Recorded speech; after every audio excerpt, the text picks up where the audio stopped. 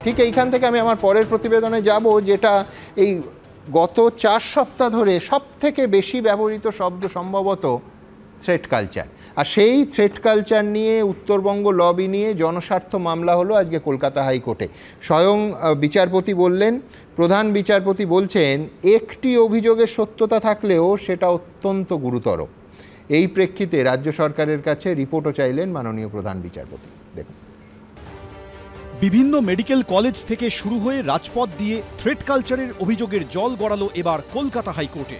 রাজ্যের বিভিন্ন সরকারি মেডিকেল কলেজে থ্রেট কালচার এবং উত্তরবঙ্গ লবির প্রভাব নিয়ে এবার জনস্বার্থ মামলা হলো কলকাতা হাইকোর্টে। আর এই মামলা প্রসঙ্গেই অত্যন্ত তাৎপর্যপূর্ণভাবে বৃহস্পতিবার কলকাতা হাইকোর্টের প্রধান বিচারপতি টি.এস. শিবজ্ঞানম ও বিচারপতি বিভাস পট্টনায়কের বেঞ্চ বলে, একটি অভিযোগেরও সত্যতা থাকলে তা অত্যন্ত গুরুতর। মামলায় প্রশ্নপত্র বিক্রি, বদলি সহ একাধিক অভিযোগ আছে। এই মামলায় রাজ্যের অ্যাডভোকেট জেনারেলের উপস্থিত থাকা প্রয়োজন। এরপরই থ্রেট কালচার এবং উত্তরবঙ্গ লবির প্রভাব নিয়ে যে অভিযোগ উঠেছে তা নিয়ে রাজ্য সরকারের হলফনামা তলব করে কলকাতা হাইকোর্ট। প্রধান বিচারপতি এদিন বলেন, উত্তরবঙ্গের একটি মেডিকেল কলেজের প্রিন্সিপালের রিপোর্টেও এই থ্রেট কালচারের উল্লেখ রয়েছে। 4 জনের বিরুদ্ধে পদক্ষেপও করা হয়েছে বলে দেখা যাচ্ছে। একজন মহিলা চিকিৎসক বলছেন যে তাকে তার বাবা নিরাপত্তার জন্য ছুরি দিয়েছেন। আরেক মহিলা চিকিৎসক বলছেন যে তিনি পেপার স্প্রে সঙ্গে নিয়ে কর্মক্ষেত্রে যান। হাসপাতালে 60% মহিলা চিকিৎসক বিভিন্নভাবে দুর্ব্যবহারের শিকার হন বলে অভিযোগ। শাসক দলের ছাত্রছায়া থেকে এই যে যারা আজকে ক্রিমিনালাইজেশন অফ হেলথ করেছে এবং স্বাস্থ্য অবস্থাটাকে নিজেদের একটা মৃগয়া ক্ষেত্র তৈরি করেছে, সেটা আজকে মানুষের সামনে চলে এসছে। ফলে এটার বিচার হওয়া উচিত, পুঙ্খানুপুঙ্খভাবে তদন্ত হওয়া উচিত, বিচারে যা শাস্তি সেই শাস্তি দেওয়া উচিত তাদের। থ্রেট কালচারে অভিযুক্তদের জিজ্ঞাসাবাদের সময় বুধবার তুমুল উত্তেজনার সৃষ্টি হয় আরজিকর মেডিকেল কলেজ হাসপাতালে। অভিযুক্তদের হাসপাতালে ঢুকতে দেখেই ক্ষোভে ফেটে পড়েন জুনিয়র ডাক্তাররা।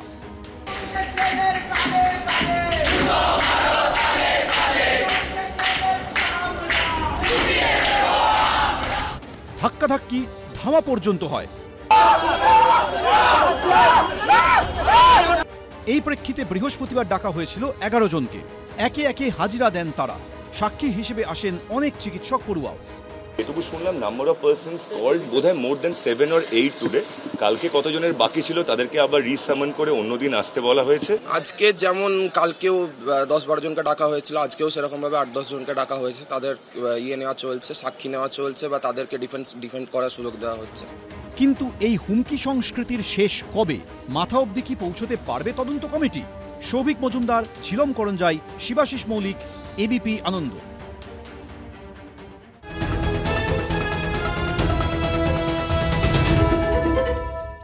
প্রিন্সিপালকে চিঠি লিখছেন বায়োকেমিস্ট্রি ডিপার্টমেন্টের হেড, যে 2018-19 সালে এমন রাসায়নিক কেনা হয়েছে যে 30 লক্ষ টাকা তাতে ব্যয় হয়েছে, অথচ তার মান এত খারাপ যে তাকে ব্যবহার করা যায়নি, পড়ে আছে। আরেকটা চিঠি স্বয়ং প্রিন্সিপাল সেক্রেটারি হেলথকে লিখছেন যে ওই কেমিক্যাল রিএজেন্ট লাগে সেই এমন সংস্থাকে বরাদ দেওয়া হয়েছে যাতে 24 লক্ষ টাকা প্রতি মাসে রাজ্য সরকারের, অর্থাৎ আমার আপনার করের টাকার রাজস্ব ক্ষতি হচ্ছে। এই চিঠি কিন্তু 6 মাস বা 1 বছর আগে লেখা নয়। দ্বিতীয় চিঠিটা এই মাসেরই 23 তারিখ লিখেছেন এই অধ্যাপক। আমি দ্রুত এই প্রতিবেদনটা, অর্থাৎ দুর্নীতির শেকড় কত গভীরে, এটা বোঝার জন্য আপনাদের সামনে রাখব। বিপজ্জনকভাবে বায়োমেডিক্যাল বর্জ্য বিক্রি, টাকার বিনিময়ে বেআইনিভাবে চিকিৎসক অফিসারদের বদলি, অযোগ্যদের কাজের বরাত, কোটি কোটি টাকা সরকারি অর্থের অপচয়, এরকমই ভুরি ভুরি অভিযোগ তুলে আরজিকর মেডিকেলের তৎকালীন অধ্যক্ষ সন্দীপ ঘোষের বিরুদ্ধে নানা জায়গায় অভিযোগ করেছিলেন প্রাক্তন ডেপুটি সুপার আক্তার আলী। তার অভিযোগের ভিত্তিতেই তদন্তে নেমে আর্থিক দুর্নীতির মামলায় সন্দীপ ঘোষকে গ্রেফতার করেছে সিবিআই। এই প্রেক্ষাপটে এবার নতুন করে সামনে এলো আরজিকর মেডিকেলে কোটি কোটি টাকার টেন্ডার দুর্নীতির অভিযোগ। আরজিকর মেডিকেল কলেজ হাসপাতালে টেন্ডার দুর্নীতি নিয়ে সরব হয়েছিলেন প্রাক্তন ডেপুটি সুপার আক্তার আলী। আর এরপরে এখন আমরা দেখছি সিবিআই তদন্ত করছে। তবে এরই মধ্যে নতুন করে বেশ কিছু দুর্নীতির অভিযোগ প্রকাশ্যে এসছে, যার মধ্যে প্যাথোলজি ল্যাব এবং বায়োকেমিস্ট্রি ল্যাবেও দুর্নীতির অভিযোগ প্রকাশ্যে আসছে এবং সেই অভিযোগ ইতিমধ্যে কলেজ কর্তৃপক্ষের কাছে জমা দেওয়ার তথ্যও প্রকাশ্যে আসছে। অভিযোগ 2018 থেকে 19 সালের মধ্যে টেন্ডারে অনিয়ম করে ল্যাবের জন্য নিম্নমানের রিএজেন্ট কেনা হয়েছিল, যার মধ্যে 30 লক্ষ টাকার রিএজেন্ট ব্যবহার করার আগেই নষ্ট হয়েছে। 2022 সালের ডিসেম্বরে আর.জি. কর মেডিকেল কলেজের তৎকালীন অতিরিক্ত সুপারের নজরে আসে 22 লক্ষ টাকার রিএজেন্টের মেয়াদ উত্তীর্ণ হয়ে গেছে।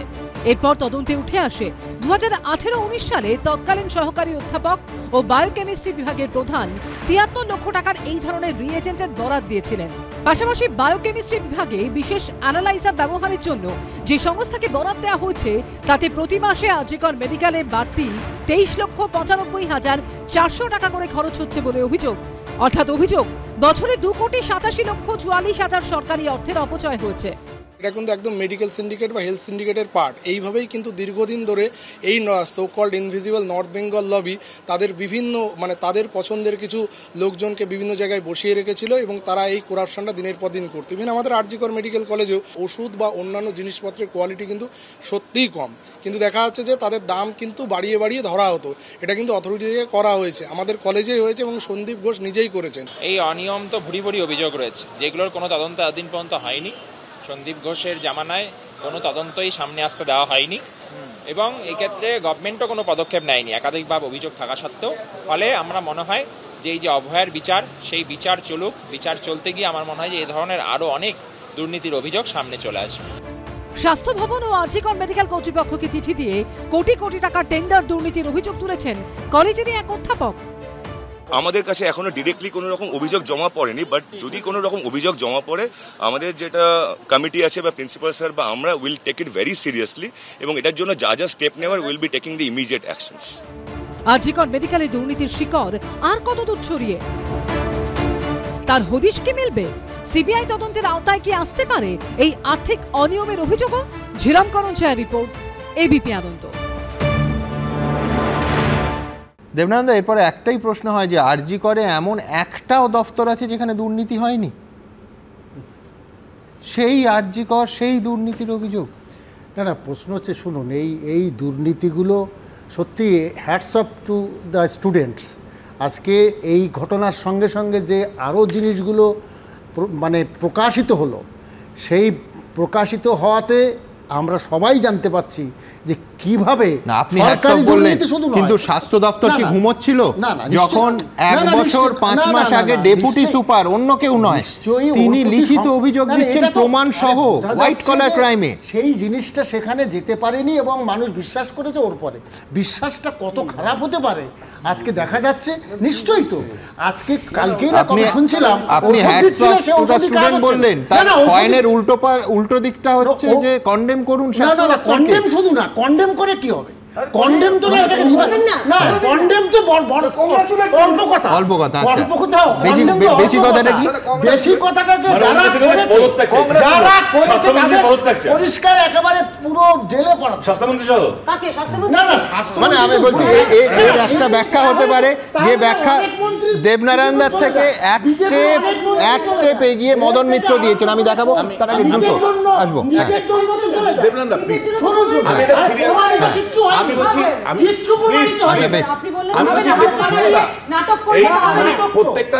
আপনি প্রথমে দেখালেন আর.জি. করের দুর্নীতি, পরে বিভিন্ন হাসপাতালের দুর্নীতি, স্বাস্থ্য ব্যবস্থার দুর্নীতি, এখন প্রত্যেকটা বিভাগ ধরে ধরে আপনি বলছেন যে এই দুর্নীতি।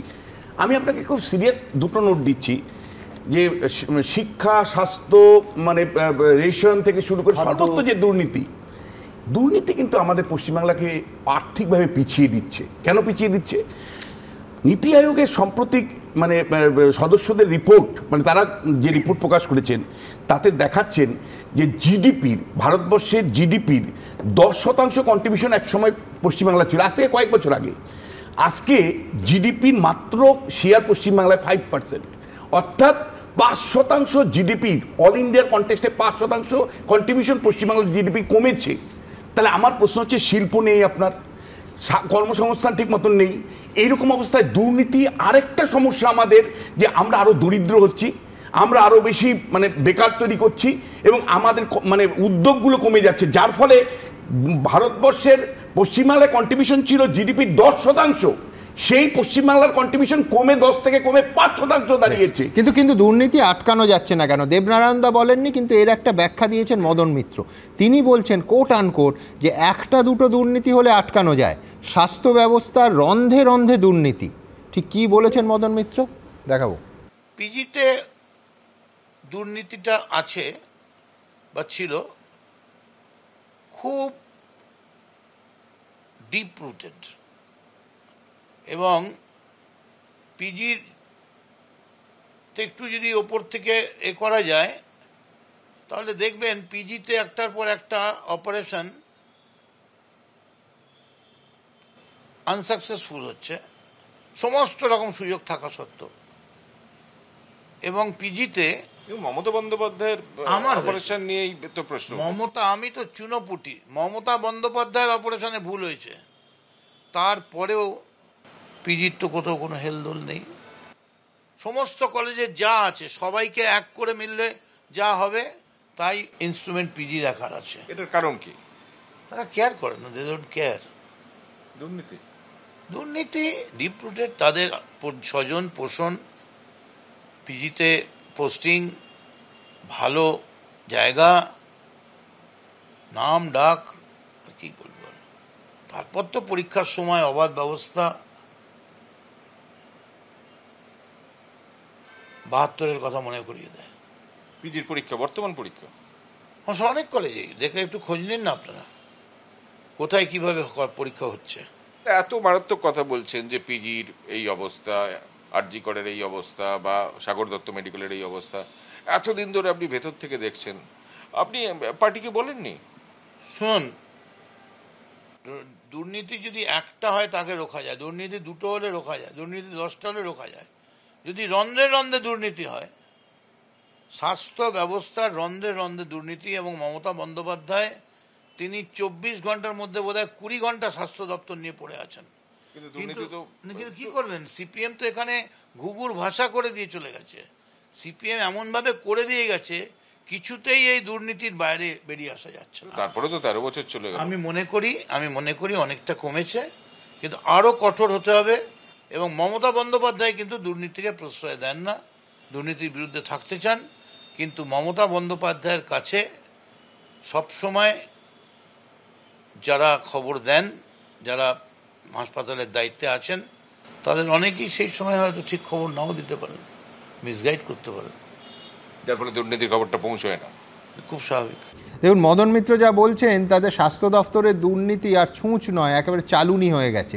আমি শতরূপের কাছে আসবো, যাদের সময় ঘুঘুর বাসা, ইনফ্যাক্ট মদনদা এসএসকেএম এর রোগী কল্যাণ সমিতির চেয়ারম্যান তো ছিলেন একটা সময়, এসএসকেএম আর মদন মিত্র প্রায় সমর্থক হয়ে গেছিলেন। আমি বলছি দুটো ইন্টারেস্টিং পার্ট, এক হচ্ছে স্বাস্থ্য ক্ষেত্রে রন্ধে রন্ধে দুর্নীতি একটা দুটো হলে সামলানো যায়, এক্ষেত্রে সামলানোর অসুবিধে ওই জন্য, এবং মমতা বন্দ্যোপাধ্যায়কে যারা পরামর্শ দিচ্ছে তারা মিসগাইড করছে। সুমন্ত, আমি তিনটে কথা বলছি। প্রথম কথা হচ্ছে যেটা দেবনারায়ণবাবু বললেন যে উনি হ্যাটস অফ করলেন টু দ্য ডক্টরস, তাদের জন্য দুর্নীতির কথা আমরা জানতে পারলাম, ঠিকই ডাক্তারদের জন্য হয়তো দেবনারায়ণবাবু জানতে পারলেন, কিন্তু মমতা বন্দ্যোপাধ্যায় কিন্তু আক্তার আলীর থেকেই জানতে পেরেছিলেন, এবং জানতে পেরে সন্দীপ ঘোষের বদলে আক্তার আলীকে সরিয়ে দিয়েছিলেন, প্রথম কথা।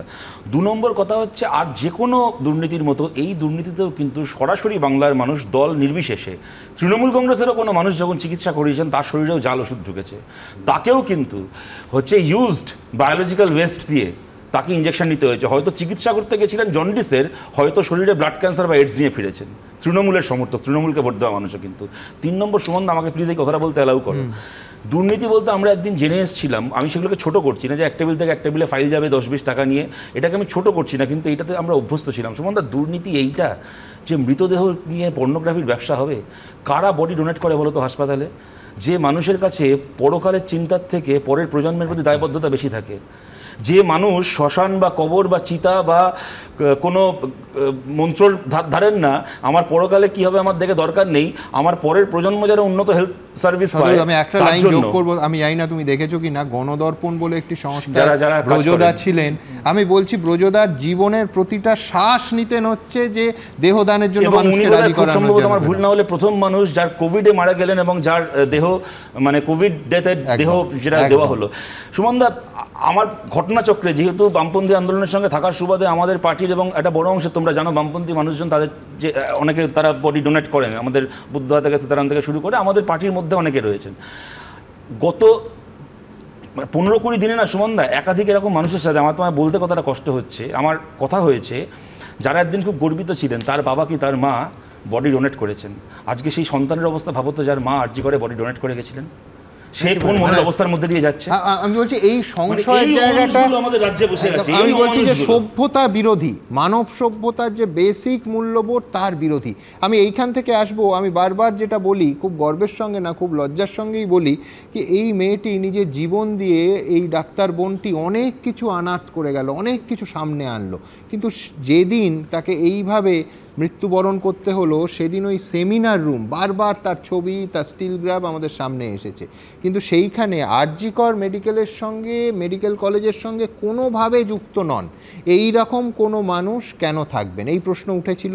এবং সেইখানে সুশান্ত রায়, যিনি নাকি উত্তরবঙ্গ লবি, তথাকথিত কোট আনকোট উত্তরবঙ্গ লবির অত্যন্ত জোরালো সদস্য, তাকে আমরা পরিষ্কার আজকে প্রশ্ন করেছিলাম। তিনি বলেছেন শুধুমাত্র তিনি হলের পিছন দিকে 10-15 মিনিট দাঁড়িয়ে ছিলেন, তারপরই আরজি কর মেডিকেল কলেজের অধ্যক্ষের ঘরে চলে যান। আমাদের প্রশ্ন, এবং অবশ্যই পুলিশ বাহিনী যারা পরের পর সাংবাদিক সম্মেলন করেছিল তাদের কাছে অবশ্যই প্রশ্ন, তারা তো কেন ছবি ক্রপ করা হলো সে প্রশ্নের উত্তর দেননি, কিন্তু কোনো সম্পর্ক নেই এইরকম একজন মানুষ ওই সেমিনার রুমে ঢোকার অধিকার পেলেন কি করে, যেখানে সুশান্তবাবু নিজে এই কথা অন ক্যামেরা ঘোষণা করছেন। দেখুন ওখানে প্রচুর পুলিশ আধিকারিকরা ছিলেন, অনেক চিকিৎসকরাও মনে হয় ছিলেন।